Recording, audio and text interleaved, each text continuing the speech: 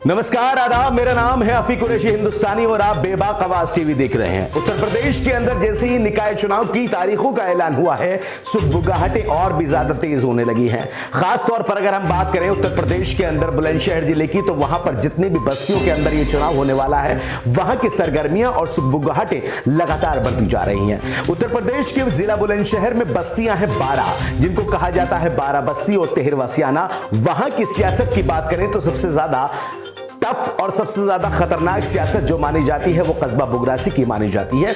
आज मैं उसी बुगरासी के बारे में आपसे कुछ बात करना चाहता हूं। बुगरासी की सियासत की बात करें तो बुगरासी की सियासत में नई तारीखों का और नए दौर की सियासत का इस वक्त आगाज हो चुका है।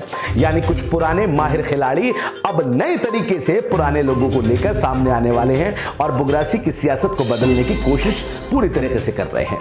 अब पुराने लोग नई सियासत कैसे करने जा रहे हैं, जरा इसका भी आपको थोड़ा सा बता देता हूं। क्योंकि पिछले दौर की अगर बात करूं तो जिस तरह से आरिफ सईद खान कस्बा बुगरासी के चेयरमैन रहे हैं, उससे पहले की अगर बात करूं तो रईस अहमद कुरैशी वहां के चेयरमैन रहे हैं। लेकिन जब सीटों का उलटफेर हुआ तो पहले माना जा रहा था कि रईस कुरैशी बहुत मजबूत कैंडिडेट के तौर पर उभर कर आए हैं, क्योंकि सीट जो है वो ओबीसी आरक्षण में जा रही है। फिर उसके बाद में उलटफेर हुआ तो पता लगा कि आरिफ सईद खान दोबारा से मैदान में आएंगे और इस बार पूरी टक्कर देंगे। आरिफ सईद खान और रईस का पूरा मुकाबला होगा। शानू खान को भी दरकिनार नहीं कर सकते, क्योंकि शानू खान भी पिछली बार बहुत अच्छे चुनाव लड़े थे और इस बार भी उनकी पूरी कोशिश ये रही थी कि वो चुनाव लड़के मैदान में आए और लोगों का प्यार भी बखूबी उनको मिल रहा था। लेकिन फिर से सीट का खेल खेला गया सरकार के द्वारा और बुगरासी की सीट को ओबीसी कैटेगरी में डाल दिया गया। यानी कि अब लिमिटेड लोग ही चुनाव लड़ सकते हैं। अब वो चुनाव कैसे होगा जरा ये भी समझिए। ओबीसी में जाने के बाद में आरिफ सईद खान के पास में कोई ऑप्शन नहीं बचा। शानू खान ने अपने तरकश में रखा हुआ एक तीर जो है वो चला दिया और अपने घर से अपने भाई की बीवी को मैदान में उतार दिया। आयशा उनका नाम है, उनको मैदान में उतार दिया। शानू खान का यहां पर मजबूती और ज्यादा हो गई।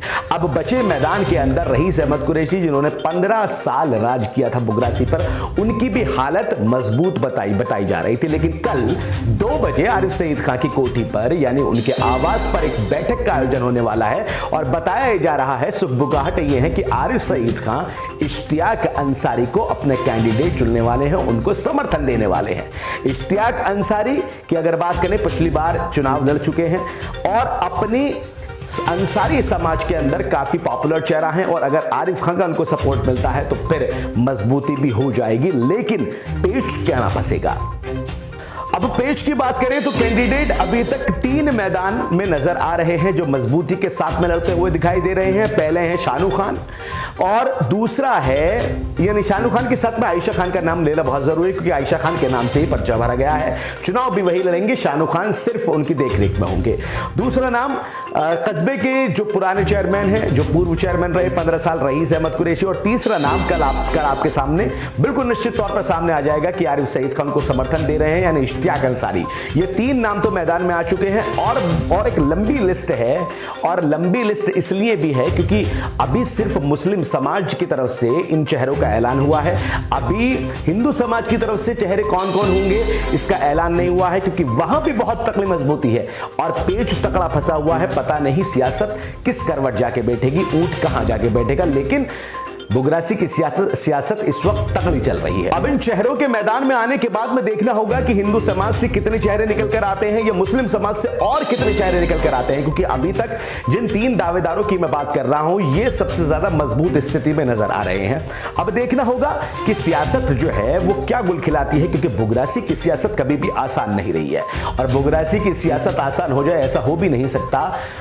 मई में इलेक्शन होने हैं, तकरीबन 1 महीने का वक्त बचा हुआ है। 11 मई को इलेक्शन है, 13 मई को उस चुनाव का इलेक्शन का परिणाम आना है। देखना होगा कि क्या कुछ होता है, क्योंकि इस 30 दिनों के दौरान, आज भी 11 तारीख है, 30 दिनों के दौरान कितने शय और मात के खेल खेले जाएंगे ये देखना होगा। लगातार आपको मैं अपडेट कराता रहूंगा और ऐसी ही तमाम जानकारी और निकाय चुनाव से रिलेटेड खबरों के लिए, बाकी तमाम बड़ी खबरों के लिए बेबाक आवाज टीवी देखते रहिए। सब्सक्राइब नहीं किया तो सब्सक्राइब कर लीजिए, फेसबुक पे जाकर फॉलो कर लीजिए।